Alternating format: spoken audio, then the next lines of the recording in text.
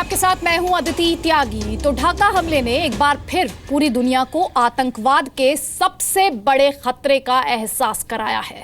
लेकिन ताल ठोक के आज की हमारी बहस इस हमले से सामने आए कुछ तथ्यों से उठे सुलगते सवालों पर है। दरअसल अल्लाहू अकबर का नारा लगाते हुए हमलावरों ने इस हमले को अंजाम दिया। फिर बंधक संकट के दौरान उन लोगों को छोड़ दिया गया जिन्होंने कुरान की आयतें सुना दी। सवाल यह है कि आतंकी क्यों और कैसे मजहब को ढाल बना पा रहे हैं। आखिर कैसे आतंक फैलाने के लिए मजहब की आड़ ली जाती रही है और मंसूबों में वो कामयाबी पाते रहे हैं। कैसे मजहबी आधार पर युवाओं को आतंक के लिए भड़काने की कोशिशें कामयाब होती रही हैं। सवाल है कि क्या आतंक को धर्म के चश्मे से अलग रखकर देखने का हमारा अब तक का नजरिया आतंक के खतरे से निपटने की गारंटी नहीं ले पाता है। इन तमाम सवालों को हम उठाएंगे अगले 1 घंटे में। मेहमानों का एक बड़ा और खास पैनल रहेगा हमारे साथ। हर पहलू पर बारीकी से होगी बात, लेकिन उससे पहले ये रिपोर्ट देखिए।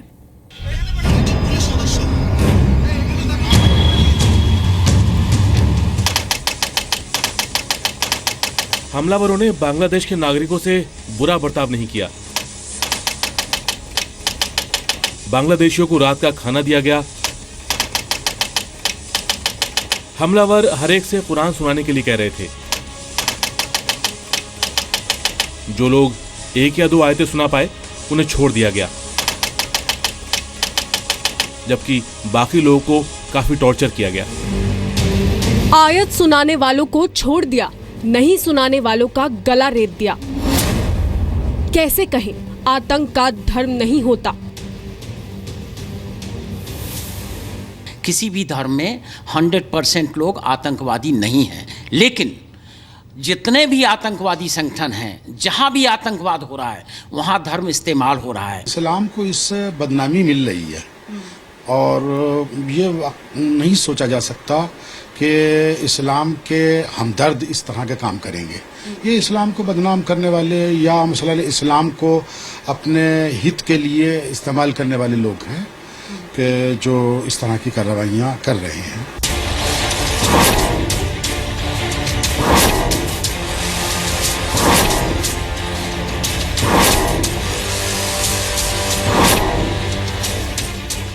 এই সন্ত্রাসটাই এদের ধর্ম, এটাই আমি মনে করি। জঙ্গিবাদ সন্ত্রাস এর বিরুদ্ধে সবসময় বাংলাদেশের মানুষ সোচ্চার। আমি সবাইকে আহ্বান করব এ ব্যাপারে আরও সোচ্চার হতে, এবং দেশের মানুষ যদি সবাই সচেতন হয় এবং এর বিরুদ্ধে রুখে দাঁড়ায়, তাহলে ওই সন্ত্রাসী জঙ্গিবাদের স্থান বাংলাদেশে কোনোদিন হবে না। এবং সরকারের পক্ষ থেকে আমরা এ ব্যাপারে দৃঢ় সংকল্পবদ্ধ। आतंक का धर्म नहीं होता, ये कहने से क्या मजहबी दहशतगर्दों से निपटने की लड़ाई कमजोर होती है? दुनिया का कोई मजहब आतंकवाद और दहशतगर्दी का सबक नहीं देता है, लेकिन जिस आग से पिछले 25 साल से हम झुलस रहे थे, जिस आतंकवाद से हमारा देश मुकाबला कर रहा था 25 साल से, और हम चिल्लाते चिल्लाते थक चुके थे, आज उसी आग में पूरी दुनिया झुलसती जा रही है। बेशर्मी की पराकाष्ठा है, बेहयाई की पराकाष्ठा है और बुज़दिली की पराकाष्ठा है। तो इस तरह की बेशर्मी, बेहयाई और बुज़दिली से भरे हुए शैतानी जो जिहाद हो रहा है, वो कभी भी किसी भी रूप में दुनिया का कोई भी तबका, कोई भी वर्ग इसे स्वीकार नहीं करेगा। उन देशों के नागरिक सुरक्षित नहीं रहेंगे। उनके एयरक्राफ्ट मुस्लिमों को मार रहे हैं। ढाका से लेकर इस्तांबुल और पेरिस से लेकर मुंबई तक के आतंकी हमलों का क्या कॉमन लिंक मजहब ही है? मजहब के नाम पर दहशतगर्दी फैलाना आसान और कामयाब हथकंडा कैसे बना?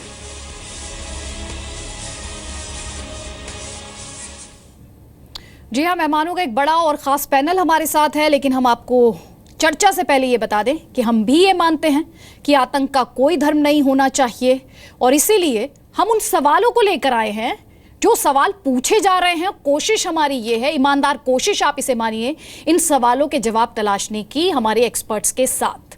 तो हमारे साथ है राकेश सिन्हा साहब, आरएसएस थिंकर हैं, दिल्ली यूनिवर्सिटी में एसोसिएट प्रोफेसर हैं, इंडिया पॉलिसी फाउंडेशन के वो प्रमुख हैं, डॉक्टर केबी हेडगेवार की जीवनी वो लिख चुके हैं। हमारे साथ स्टूडियो में प्रोफेसर अख्तरुल वसी साहब हैं, इस्लामिक स्कॉलर हैं, जामिया मिलिया इस्लामिया के इस्लामिक स्टडीज़ के प्रोफेसर हैं। 2013 में पद्मश्री से उन्हें सम्मानित किया गया था।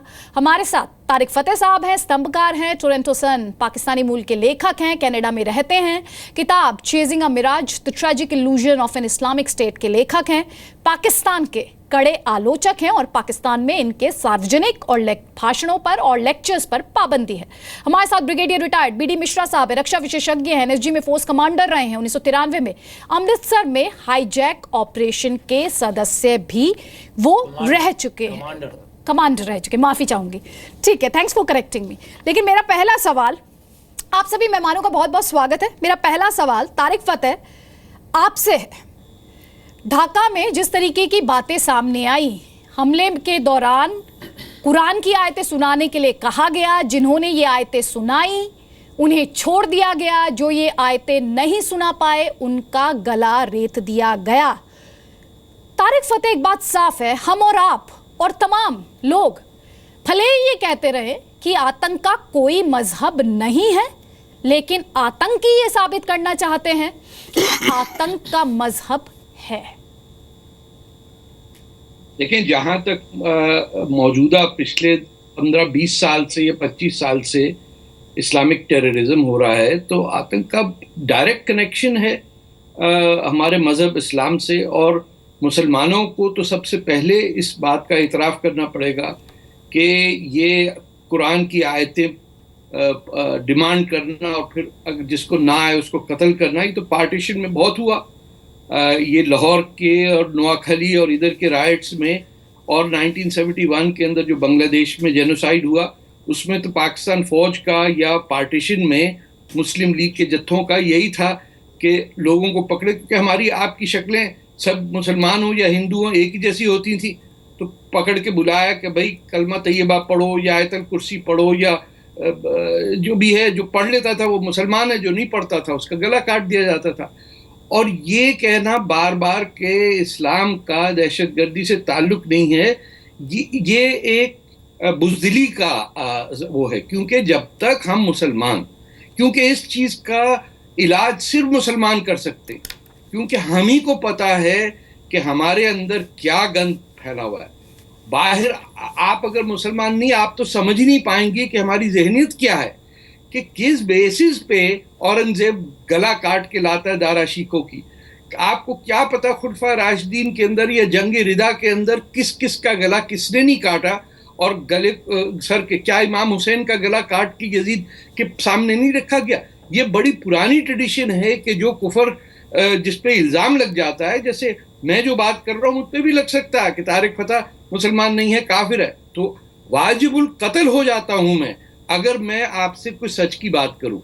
तो चाहे वो इस्लाम का टेररिज्म से ताल्लुक हो या ना हो, ये बहस ना करें। बात सारी ये है कि इस्लाम के नाम पे टेररिज्म हो रहा है।